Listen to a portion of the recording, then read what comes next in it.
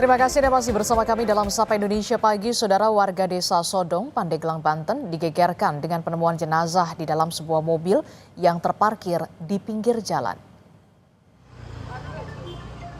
Jenazah pria tanpa identitas ditemukan warga di dalam mobil yang terparkir di pinggir jalan raya Labuan Pandeglang, Banten pada Minggu siang. Dari olah TKP dan pemeriksaan, tim Inafis Satreskrim Polres Pandeglang tidak ditemukan tanda kekerasan pada tubuh korban. Untuk pemeriksaan lebih lanjut, jenazah dibawa ke RSUD Berkah Pandeglang.